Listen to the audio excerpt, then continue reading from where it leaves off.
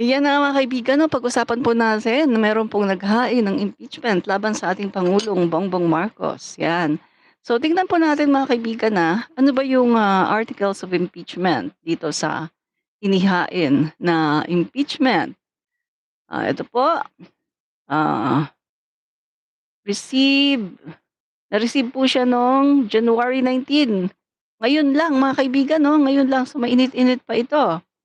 Eto mga kaibigan, okay, alam niyo naman 'no, ito siya. Basahin ko na lang, hindi niyo naman makikita, eh. So ito po 'no, yung inihain ng impeachment laban sa ating Pangulong BBM.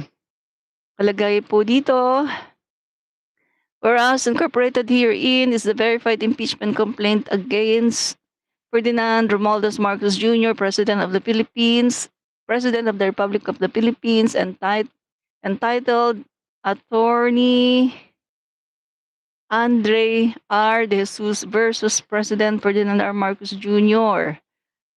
Okay, so tingnan natin yung mga articles sa ano ba yung kanilang paratang dito dito kay, PBBM. So tingnan po natin, okay. Grounds in support of the complaint. Sandali, basahin lang natin si Rider Scorpion 7923, watching new friend support host, enjoy watching. Salamat po sa panonood 'no. So ito po yung grounds 'no, in support of the complaint. Ito po yung, impeachment laban sa ating pangulo 'no. Tingnan muna natin, Respondent Ferdinand Bongbong R. Marcos Jr. is the incumbent President of the Republic of the Philippines. He may be served with copies of this verified complaint for impeachment as well as all the process of the honorable, blah, blah, blah, blah, 'no. So, okay, tingnan na natin, ito po yung mga, verified mga articles of impeachment na sinabi 'no. Ito po yung grounds. Una 'no, respondent is impeachable the for the following acts, each independently sufficient to warrant removal from office. Respondent ordered and enabled the kidnapping and surrender of former President Rodrigo Roa Duterte to the ICC. Yan po. So ito yung una nakalagay dito 'no, so tingnan natin, may grounds ba yan mga kaibigan? Tatalab kaya ito 'no? Respondent ordered and enabled the kidnapping and surrender of former President Rodrigo Roa Duterte to the ICC. So pagdating po sa kidnapping, aba wala na kaagad diyan, hindi na yan, makatotohanan kasi guys 'no, alam naman natin na hindi kidnapping ang nangyari, 'di ba? Meron ba namang mangi-kidnap pagkatapos, napakaraming tao, 'di ba? Ang nangyari po ay pag-aresto 'no, warrant of arrest po 'no, inaresto po si dating Pangulong Duterte dahil sa kanyang kasong crime against humanity. At eto mga kaibigan, kung naalala niyo noon, yung kampo ni dating Pangulong Rodrigo Duterte, sina Bato ay pumunta sa Korte Suprema at nag-file ng TRO 'no, ng, temporary restraining order sa pag-aresto dito kay Duterte. Pero hindi po sila pinanigan ng Korte Suprema. Meaning to say, kahit nga Korte Suprema ay hindi sila pinanigan na i-restrain 'no, yung pag-aresto dito kay dating Pangulong Duterte. So ibig sabihin, hindi kidnapping yun. Kasi kung kidnapping yun, aba, meron tayong Korte Suprema, 'di ba? Eh, mga kaibigan, wala namang gano'ng klaseng kidnapping, eh. Eto ay, warrant of arrest dahil alam naman natin na as early as 2011, kung hindi ako nagkakamali 'no, ay meron ng, file 'no na reklamo laban dito kay dating Pangulong Duterte at gumugulong 'yang kaso na 'yan mga kaibigan 'no. Gumugulong siya at sa natatandaan natin nung 2021 yung, gobyerno ni dating Pangulong Duterte ay nag-ask dito sa ICC na itigil niyo na yung investigation kasi gumugulong naman ang hustisya namin. So kami na lang ang mag-iimbestiga. So meaning to say, pinayagan sila ng ICC, o sige, 'di kayo ang mag-imbestiga. Pero natapos na lang ang 2022 yung, bumaba na si dating Pangulong Duterte pero wala po silang naimbestigahan. So, ibig po sabihin dahil nakita ng mga pamilya ng biktima na wala pong nangyari doon sa kaso, ay lumapit na naman sila. Nagpatulong na naman kay Sentry, Leila de Lima at sa iba pang mga progressive group na siyang nagsampa ng kaso ni Duterte sa ICC. At yun, dinala na naman ulit, inihain ulit sa ICC, binuksan na naman ulit no, sa panahon na ni PBBM. Dahil alam na natin na wala na si Duterte, so gugulong na ang investigation. At yan nga mga kaibigan, nagkaroon ng mga hearing, no, Quadcom. At doon, talagang kitang-kita yung mga pinagsasabi ni Duterte. At lumabas yung mga katotohanan ng mga statement niya na inaamin niya na siya ay merong mga pinatay. So yun, nagkaroon ng warrant of arrest. At ito po ay malinaw na may warrant of arrest at hindi po ito kidnapping. So dito po sa articles of impeachment, no, dito sa inihain ng nitong isang kongresista, mga kaibigan, no, mamaya mababanggit natin yan, no. Ito po, isa po ito, no, na nakalagay sa verified complaint or articles of impeachment laban sa ating Pangulong BBM, yung kidnapping daw, no, ang pag-surrender daw kay dating Pangulong Duterte. Na sinabi nga ng Korte Suprema mismo na kahit na wala na tayo sa ICC dahil si Duterte nga ay biglang kumalas dahil siya ay iniimbestigahan, kahit wala na tayo sa ICC. Pero doon sa mga taon na iniimbestigahan ang dating Pangulong Duterte hanggang 2019 ay valid pa yon. So meron tayong obligasyon na sumagot at managot, no, sa mga paratang. Si dating Pangulong Duterte ay meron siyang responsibility na sagutin at managot sa mga paratang sa kanya. Lalo na ito ay hindi basta-bastang kaso. Ito ay crime against humanity. Involved dito ay libo-libo na mga Chinugi, 'di ba? So ayan po mga kaibigan, no. Eto na. So kidnapping yung unang inilagay nila, no, ah, im sa verified complaint, no. Sandali, sandali guys, nasaan na ba dito yung ah, wala yung okey. Di puwedeng magsulat, okey, 'yan. So 'yan guys, pangalawa po, 'no, so una 'no, una yung kidnapping daw na hindi iyan tatayo sa pagdating po sa batas. Hindi po tatayo yung sinasabi nilang kidnapping ang nangyari. Pangalawa, ang sabi dito, respondent drug addict whose condition impairs his judgment and leadership. O pagdating diyan, talo na naman sila. Bakit? Kasi mga kaibigan, alam naman natin 'di ba, si PBBM pinatunayan niya 'no, na hindi siya ano, user sa pamagitan ng pagpapa-drug test. 2 beses po siya nagpa-drug test. Ito po yung mga panahon na siya ay tumatakbo sa pagkapangulo at inakusahan siya ni dating Pangulong Duterte na gumagamit. So ang ginawa po niya dahil siya po ay nag-a-apply bilang Pangulo ng Pilipinas, kailangan po niyang magpakita ng ebidensya na hindi talaga siya gumagamit. At yun po, nagpa-drug test siya.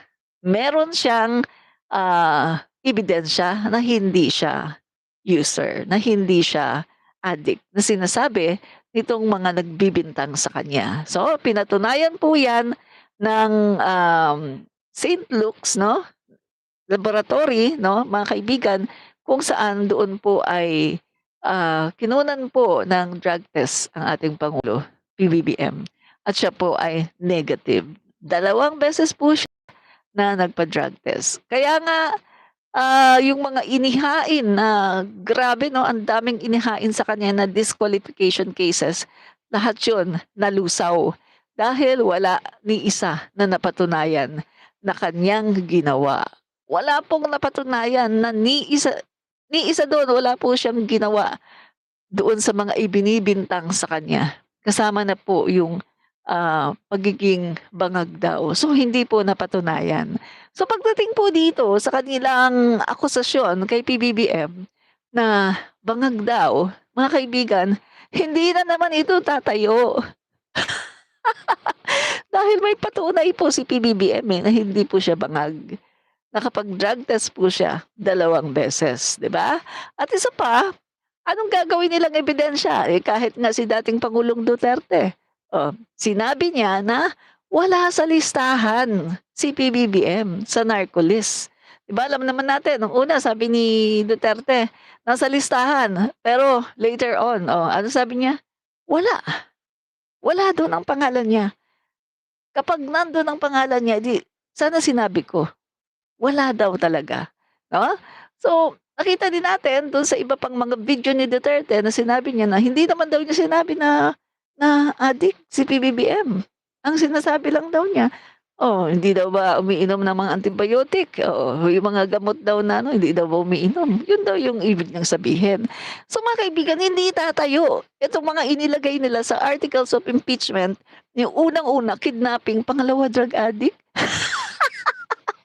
Paano nila mapapatunayan 'yan mga kaibigan?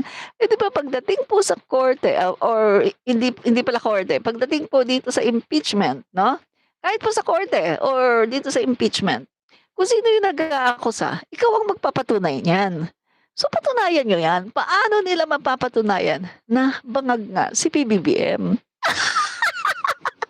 Mga kaibigan, mas madaling mapatunayan na ang mga Dutertes ang bangag. Unang-una, sino ba ang magagalitin, 'di ba, mga Duterte? Sino ba ang nagpapatsugi, mga Duterte? Sino ba ang pangit ang mga relasyon sa kanilang mga pamilya, 'di ba, mga Duterte? Sino ang wasak ang pamilya, 'di ba nga mga Duterte din?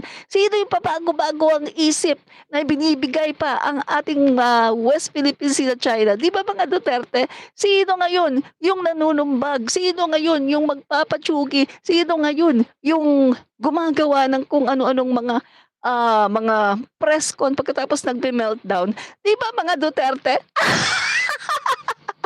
So, pagdating sa patunay kung sino ang tunay na bangag, andiyan.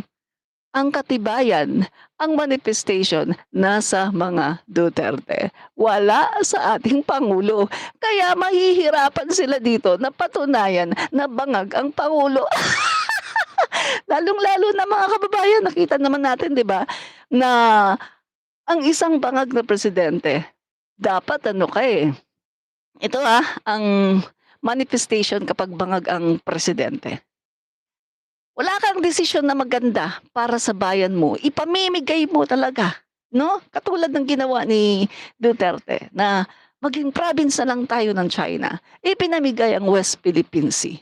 Nakipag-gentleman agreement kahit naman walang walang, pasabi 'no, sa taong bayan. Hindi natin alam kung anong mga pinag-uusapan. Siya lang talaga mga kaibigan, kung anong maisip niya, yun lang.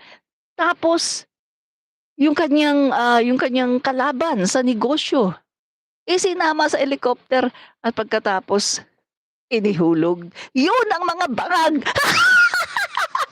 Ano pa, yung umaamin na tsumutsugi. Yan talaga ang mga bangag. Kaya mga kaibigan, mahihirapan sila dito. Dito sa inilagay nilang articles of impeachment na isinama din nila dito yung drug addiction daw ng ating Pangulo. Ay naku, nakakatawa talaga 'no? So, eto pa. Andito pala si Ocho. Maraming salamat sa panonood, Ocho 'no? End Times, Maki Kwan, PBBM always. Maraming salamat 'no, sa panunood, 'yan. And Luz Bimin daw, Bispo, marami pong salamat sa panunood, 'yan. Tawanan lang 'yan po. Opo, tama ka, tatawanan lang 'yan. Fair to read, 'yan. Maraming salamat po sa panonood dito. Ah, at si Irene, Cosa Recto, sabi niya, "BBM resign."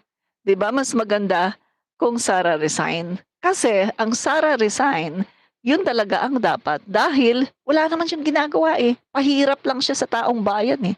Nakatatlong taon na wala namang nagawang maganda sa mga Pilipino. Walang nagawang maganda para sa ekonomiya ng ating bansa. Puro lang pahirap, tayo lang ang gumagasta sa kanyang mga security details at tayo lang ang napapahiya dahil sa pinaggagagawa niya. Biruin mo, napapahiya tayo sa buong mundo. Meron tayong Vice Presidente na baliw na nga, bangag pa, lutang pa, bobo pa, lahat na nasa kanya, 'di ba? So, mga kababayan, ano lang tayo dito, real talk, wala tayong personalan. Orland Cayano, BBM the best president all time. Correct, the best talaga na presidente. No, pangatlo, ang sabi dito, respondent failed to veto on program appropriations and other unconstitutional provisions of the General Appropriations Bill, GAB, for 2023, 2024, 2025, and 2026. Sabi niya, okay, so tingnan po natin nag-fail daw para i-veto yung mga unprogram appropriations at other unconstitutional provisions of the General Appropriations Bill. Yan. So mga kaibigan, 'di ba alam naman natin na 2024 may binito si PBBM. 2025, may binito din si PBBM. Ang laki nga po ng binito, mga kaibigan. Pero hindi po pwede lahat 'yun ay i-veto dahil magsa-suffer po yung ating budget. Meron pong exact ano diyan, exact explanation at terminology 'no, na, na-discuss na po 'yan nung mga finance, officer 'no, ni PBBM na kung bakit hindi puwedeng i-veto lahat. Magsa-suffer po yung, budget natin at magkakaroon din po ng kakulangan. At ang maganda naman po diyan yung unprogrammed funds na sinasabi na 'yan bago na yung proposed na budget niya kung ano yung gusto niyang, mga priority nagbago nung nila nagbago na yung mukha ng bago, nag-veto siya ng malaking halaga, 'no? At pagkatapos po niyan, nung na-veto po niya, yung iba hindi niya puwedeng i-veto dahil magsa-suffer nga yung budget natin kapag, binito lahat 'yan, ang ginawa ng pangulo hinold niya. Remember, hinold ng pangulo natin. Remember, galit na galit si Amy Duterte.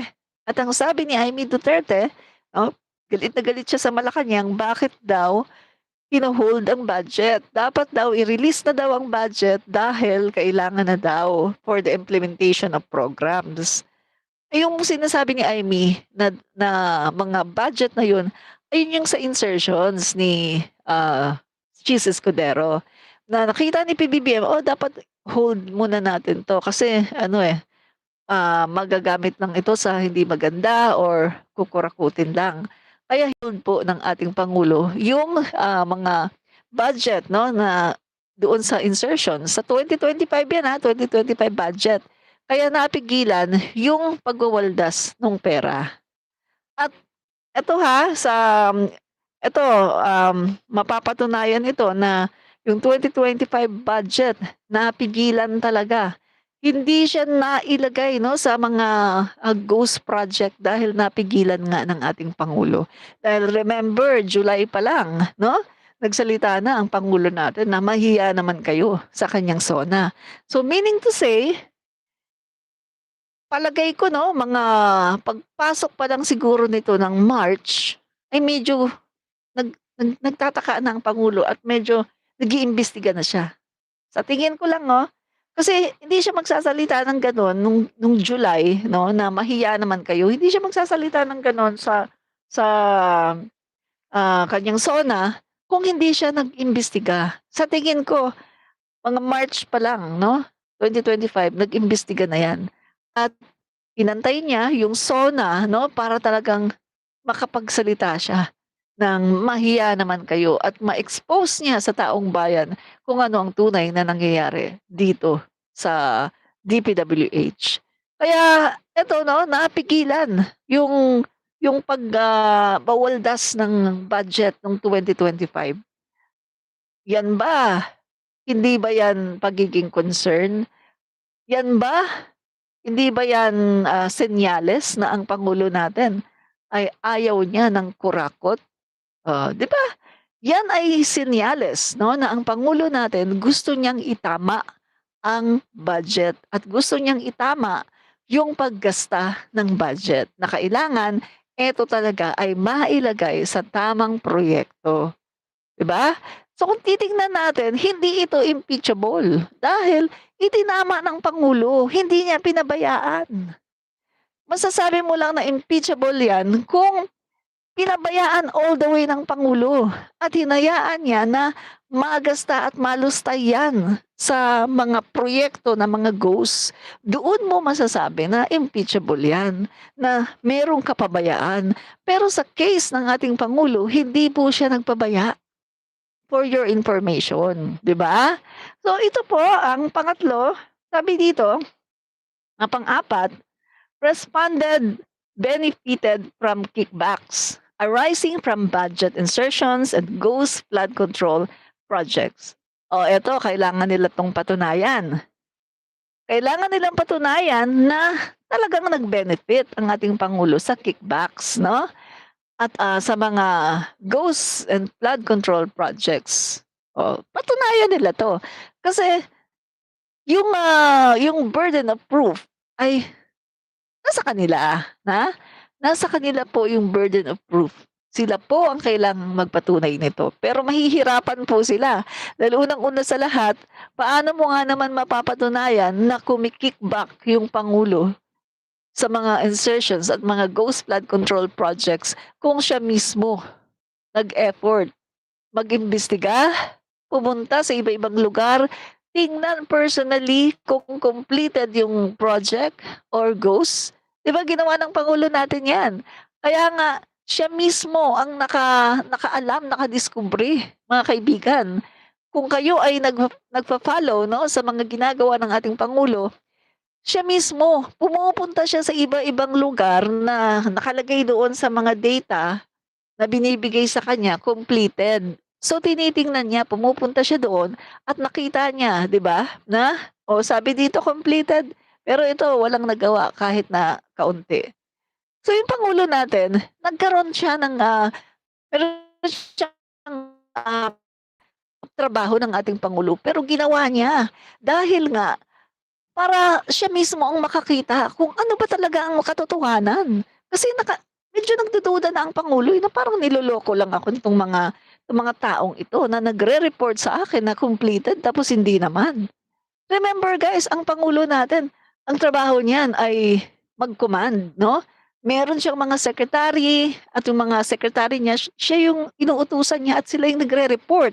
So kapag ang na-report ng isang secretary, "Eto po, maganda po yung nangyari sa DPWH, ayan 100%, halimbawa 90% completed na almost lahat po ng proyekto natin." So yung pangulo natin titingnan lang niya 'yan. Ah, okey. So maganda pala. Kaya nga kung matatandaan niyo yung, 2024 SONA ng pangulo, ipinagyabang niya yung 5,500 na natapos, flood control. Kasi yun yung binigay sa kanya, 'di ba? Yun yung ni-report sa kanya. Kaso, yun naman pala mga kaibigan, yung iba dun ay hindi naman pala talaga ginawa, mga ghost lang. Yan po, kaya yung pangulo natin nung nakita niya na mukhang niloloko ako ng mga 'to, so siya na po mismo ang talagang pumunta doon sa mga site at chineck po niya kung talagang nagawa na or hindi.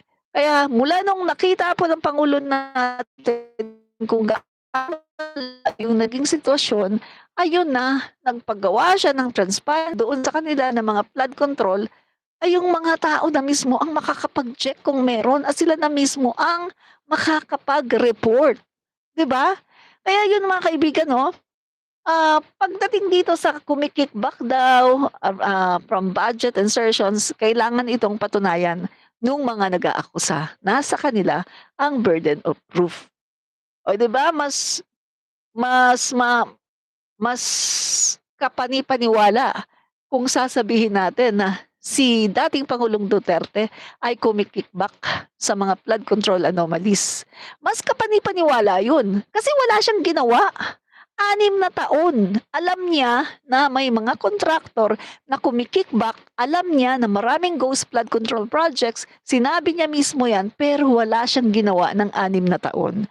So kung titingnan natin between PBBM at dating Pangulong Duterte, mas nakakapaniwala na si dating Pangulong Duterte ang kumikikbak dahil wala siyang ginawa. 'Di ba? Samantalang ang Pangulo natin ay may ginawa. Oo, 'di ba? Inom muna tayong kape. Hmm,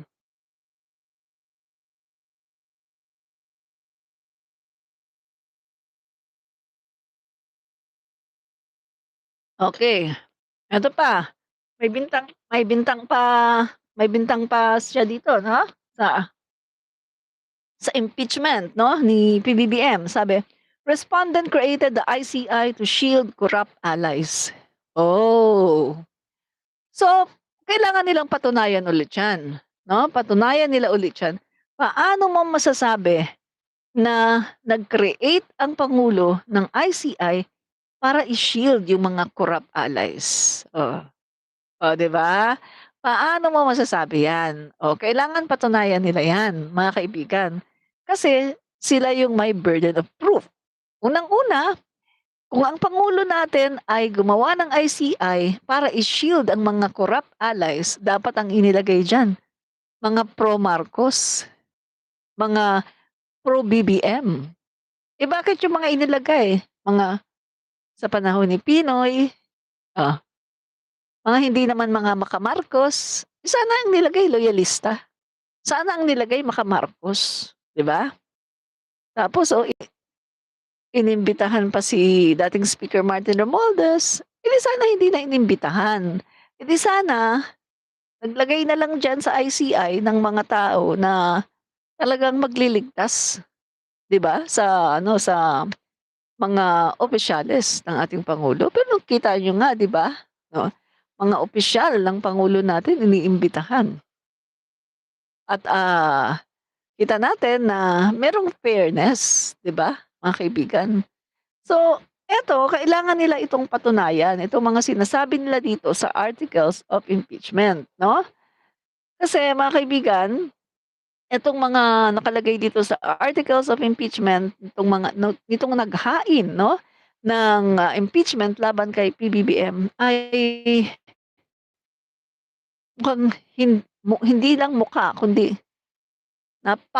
kumbaga sa ano, kumbaga sa, ah, parang mailalarawan natin na sa gulay 'no, parang gulay, luyat, luyat, luyat na gulay 'no, na ano ba 'yan, hindi siya tatayo, hindi titindig ang ebidensya, hindi titindig itong mga articles of impeachment na 'to kasi walang ebidensya, as in wala 'no, wala pong ebidensya.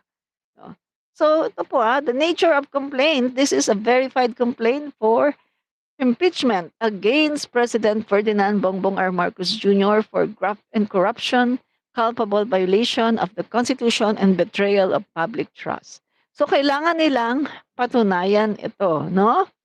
Patunayan nila 'yan, mga kaibigan, kailangan 'yon, no? So 'yan, sabi pa dito, further, respondent compromise national sovereignty and constitutional order when he caused the arrest of forcible transfer of the former President Rodrigo Roa Duterte.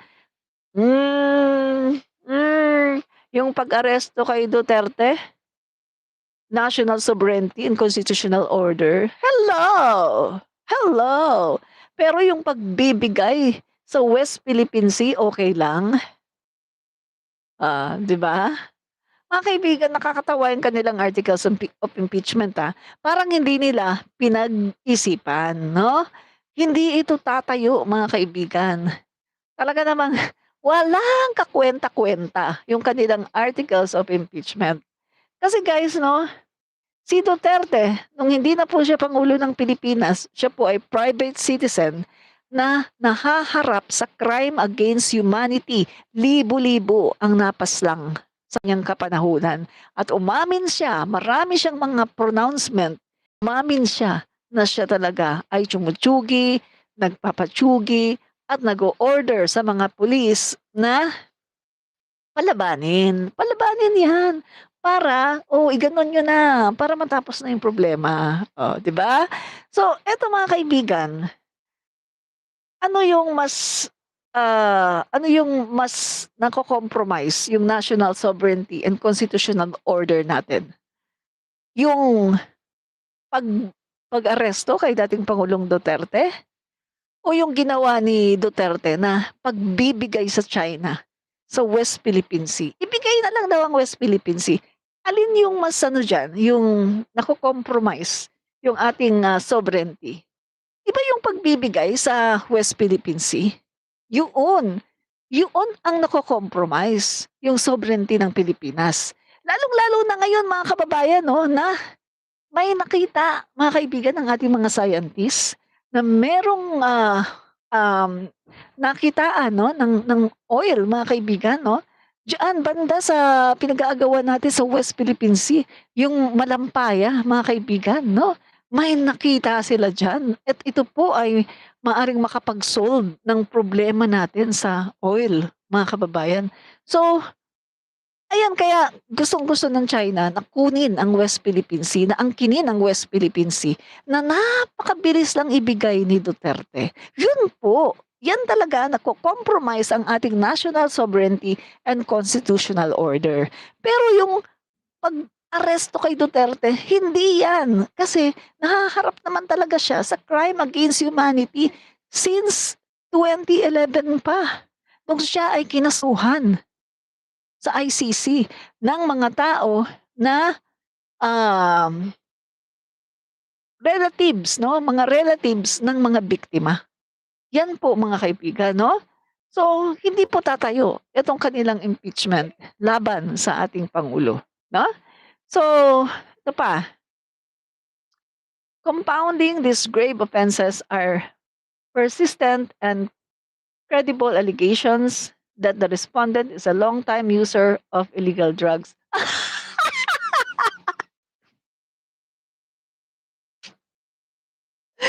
Paano nila 'to mapapatunayan? Paano nila mapapatunayan 'yan, guys?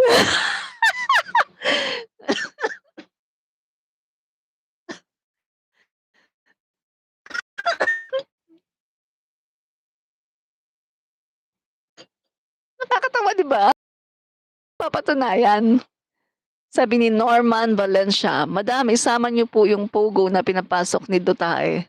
Ayun, tama ka diyan, Norman Valencia. Yung pagpapapasok ni Duterte ng pogo at ginawa po niyang legal. Nilegalize po ni Duterte ang pogo. At take note, yung ginawa niyang si Michael Yang, economic advisor, bawal po 'yan sa constitution ng Pilipinas, 'di ba? Noon pa lang mga kaibigan, etong si Duterte, siya talaga yung impeachable. Pero bakit po walang nag-dare na ipa-impeach si Duterte? Takot, kasi kapag lalaban ka kay Duterte, patay ka. Siguradong patay ka. Wala pong pupuwedeng lumaban kay Duterte no'n. Remember yung mga dilawan, ng mga pinklawan na mga journalists na ngayon ay very vocal. Anong sabi nila? Ayan sina Richard Hiderian. Sabi nila, noon talaga daw sa panahon ni Duterte, kailangan mo mag-ingat kasi naranasan po nila napakaraming mga ginawa sa kanila na talagang gipit 'no, mga journalists. Ginigpit talaga sila, patay. Kaya wala po pupuwedeng maghain ng impeachment laban sa kanya. Lalong-lalo na hinahawakan niya ang Kongreso. Hawak po niya ang Kongreso, ang Senado. Ngayon lang naman naging independent ang Congress at saka Senate, sa panahon ni PBBM. Independent po ang Congress at ang Senate. Kasi po ang Pangulo, sorry po nag-burp ako. Ang Pangulo po natin ay naniniwala sa demokrasya at hindi po niya hinahawakan sa leeg ang suot ng Senado. Dahil ang pangulo po natin ay talagang naniniwala siya sa freedom. Kasi guys 'no, kung ang pangulo natin ay nakapaghain ng impeachment laban sa kanya kung siya ay hindi po siya diktador. Kaya hinayaan lang po, tumulong may magpasa ng impeachment, sige, pero titignan 'yan siyempre yung mga grounds. At eto makikita po, wala pong grounds ito dahil ang tagal-tagal na po nilang sinasabi na bangag si PBBM, but until now wala pa silang ebidensya. Mga bobo, mga gago. Sorry Lord. Nakapagmura tuloy.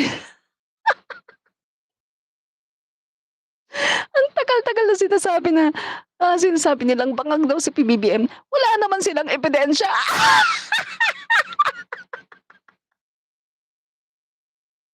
Nagmumukha lang sila mga tanga.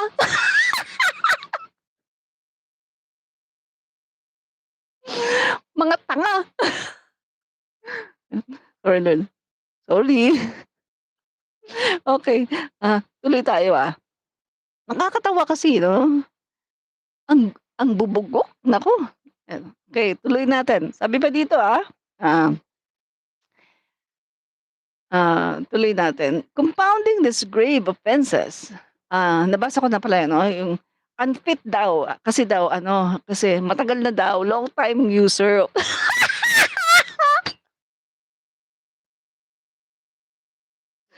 Kapag nababasa ko 'yan, 'pag kapag nababasa ko 'yan talagang napapahalakhak talaga ako 'no. Okay, eto pa, taken together these acts establish a clear pattern of corruption, abuse of power. Abuse of power, saang banda? Saang banda yung abuse of power dito?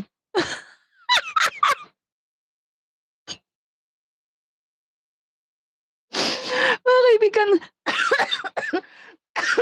articles of impeachment ba 'to? Parang comedy. Nasaan diyan yung abuse of power guys? Nasaan dito yung abuse of power? Wala akong nakikitang abuse of power sa ating na ginagawa ang pangulo natin. Tingnan niyo guys, tingnan niyo. Mag-isip kayo kung may utak kayo, ngayon lang sa panahon ni PBBM, ang mga maliliit 'no, ang mga mahihirap nagkakaroon ng hustisya. Pero sa panahon ni Duterte, walang hustisya ang mga maliliit, ang mga mahihirap, pinagtsutsigi lang. Oh, mga kaibigan, si Atong Ang na mamayagpag sa panahon ni Duterte, ngayon pinaghahanap. Oh, nahuli na ba? Oo, hindi ko pa na ano yung balita, kung nahuli na, 'no. Pero last na, pagtingin ko 'no, sa balita, may nakapatong sa kanyang ulo, 'no. Kung sino yung makakapag-report ay merong ano, pabuya. So, meaning to say, ngayon lang nangyari sa panahon ni PBBM na yung mga untouchable, katulad ng mga Kibuloy na ayon doon sa mga, nagreklamo ay nanggagahasa ng mga babae, ng mga kabataan, pinapamalimos yung mga bata, yung mga kabataan, pagkatapos lahat yun sa kanya. Guys, only in the time of President Marcos natuldukan ang lahat ng mga di umano ay mga krimen na ginawa ni Kibuloy. At dito din sa panahon ni President Marcos, napakulong si Tives. Siyempre gumugulong pa ang hustisya guys 'no, yung kanyang mga kaso ay ongoing pa. Although doon sa isang kaso na kawalan ng, hindi sapat na ebidensya, napawalang sala siya, isa lang yon. Pero yung patungkol doon sa Digamo case, gumugulong pa, hindi pa po tapos yun 'no, at marami pong kaso si, Tives, hindi lang po isa. So meaning to say mga kababayan, napakatagal na panahon, 6 na taon si Duterte. Ni isang untouchable, wala siyang napakulong. Pero ngayon sa panahon ni PBBM, mga untouchables na yan, hindi puwedeng galawin yang mga yan. Mga bilyonaryo yan. Pero ngayon sa panahon ni PBBM, oo, 'di ba? pinaghahanap ng batas, yung iba nakulong, at yung iba naman ay ongoing pa rin ang, pag-iimbestiga. So meaning to say, dito sa panahon ni PBBM walang abuse of power. Dito sa panahon ni PBBM lahat merong karapatan na talagang sa due process hindi nang-aabuso. Hindi katulad sa panahon ni Duterte, 30,000 pinagjujugi, walang due process. Yun ang abuse of power. At isa pa ha, yung ginawa niya na basta na lang niya ni-legalize ang pogo. Inutos niya na, "Oh, taksan na 'yan, magta-tax na yung pogo, gawin ng legal." Inutos niya, siya mismo ang gumawa, hindi niya idinaan sa Kongreso. At yung ginawa 'no, mga kaibigan, sa kanyang panahon na ang SALN ng mga politiko, lalong-lalo na ng presidente, ng vice president at ng mga matataas na opisyales ng gobyerno ay restricted sa mga mamamayang Pilipino. Hindi puwedeng tingnan, hindi puwedeng i-scrutinize. Pero ngayon sa panahon ni PBBM, binago. Puwede na, kahit sino, kahit mahirap ka, kapag ni-request mo itong SALN na 'to ni Vice Presidente, SALN ni PBBM, makukuha mo, 'di ba? 'Yan. So mga kaibigan, dito sa panahon ni PBBM, merong hustisya, merong order, merong due process. Dito sa panahon ni PBBM ay kanya ding pinasabog ang dekada-dekada ng korupsyon sa DPWH. Nasaan diyan ang abuse of power na sinasabi nila? Nakakatawa, mga gago.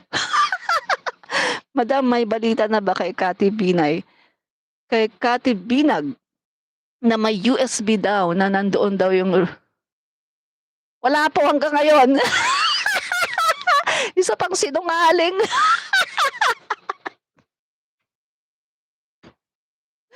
Mga gago, mga sinungaling 'no. Mga kaibigan, until now wala po. Yung sinasabi ni Kati Binag na may USB siya, until now wala. Kasi wala naman silang maipakita, eh. Oh, 'di ba? Ilang ano, 3 years in the making yung pulboronic video nila. Pagkatapos lumabas, AI.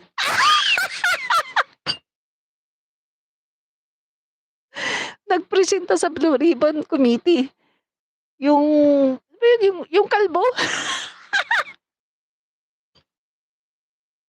si Morales. Eh, kaso anong nangyari, jukebox king.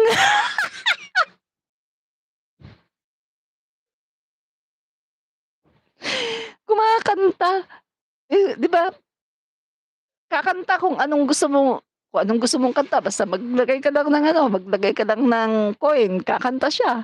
Yun po, meaning to say, bayaran. Oh, ano nangyari, oh, eh, 'di ba, nakulong siya nun sa Senate kasi nga nagsisinungaling.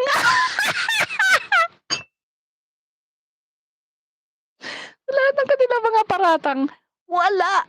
Lahat ng kanilang mga paratang, bokya, parang ulo ni bato, kalbo.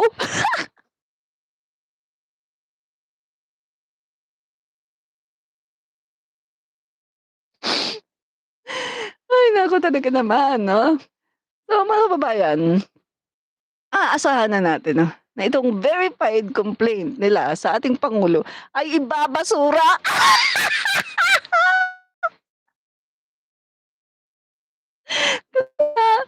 Hindi po tayo yan.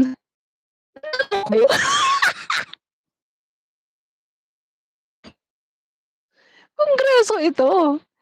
Sasayangin niyo lang yung budget dito, sasayangin niyo lang ang taxes ng taong bayan, magkakandak tayo ng impeachment hearing sa isang walang kuwenta at basura na verified articles of impeachment. Ano ba 'yan? Mas marami pa yung tawa ko kaysa explanation. Alam mo, sa totoo lang mga kaibigan 'no, hindi ko talaga mapigilan ang pagtawa kasi nakakatawa. Parang yung verified complaint nila ng kanilang impeachment ay hindi ano, hindi seryoso, eh.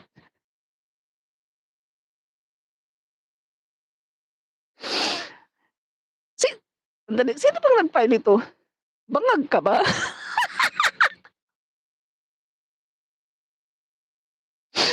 Dali guys, tingnan natin sino nag-file, 'di bale makikita natin 'yan mamaya kung sino nag-file 'no.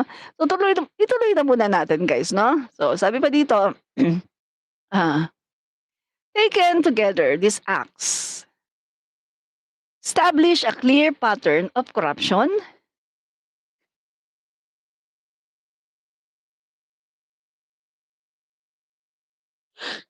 Natatawa ako, abuse of power and unfitness that leaves this honorable house no choice but to initiate impeachment. Nature of complaint. Yan. So, yan mga kaibigan So, tingnan pa natin. Eto, verified complaint for impeachment. Yan. So, public office is a public trust. This is neither aspirational nor debatable. It is a constitutional command that demands unquestionable fidelity, especially from the president. No? So, yan yung sinasabi niya. So, tingnan natin. The mandate carried that with it the highest level of trust reposed by the Filipino people. Respondents squandered the trust.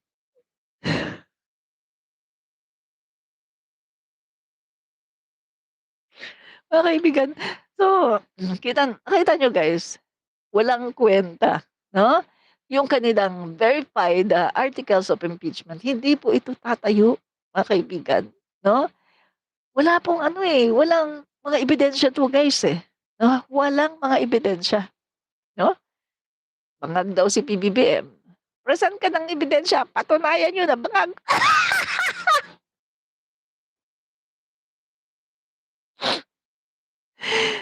Nangurap daw si PBBM, kumi-kickback daw sa flood control anomalies, patunayan niyo 'yan, 'no? Nasa inyo ang burden of proof. Patunayan niyo na totoo yung sinasabi niyo. Sandali, inom muna tayong kape.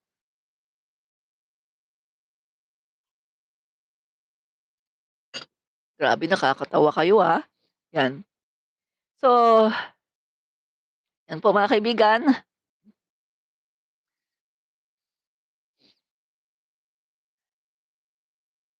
So, yung mga grounds nila, ulitin natin, recap natin yung mga grounds. Eto, kidnapping daw, 'no? Sa pagsu-surrender kay Duterte, kidnapping daw. Guys, napatunayan na yan na hindi kidnapping. Ang Supreme Court mismo mga kaibigan, ay hindi naglabas ng TRO. Nung humihingi ng TRO sina Bato de la Rosa, ang Korte Suprema mismo hindi naglabas ng TRO. Hinayaan nila na arestuhin si Duterte. Kasi nga legal yun, Legal ang pag-aresto kay Duterte. Pangalawa, yung sinasabi nilang drug addict, ay may Rosep, napakatagal na nito. Until now, hanggang oras na 'to, walang nakakapagpatunay na drug addict ang pangulo. Pangatlo, ang program appropriations daw, kasi, failed to ano daw 'no, failed to veto. Aba, hindi totoo 'yun. Dahil nag-veto ng malaking halaga ang ating pangulo sa budget 'no. 2024, 2025. 2023, ah, hindi ko masyadong ano, parang parang wala 'no, parang wala siyang na-veto nung 2023. 2024 and 2025, malaki yung kanyang na-veto 'no. 2026 may na-veto din siya guys, So meron siyang na-veto 'no, malaki.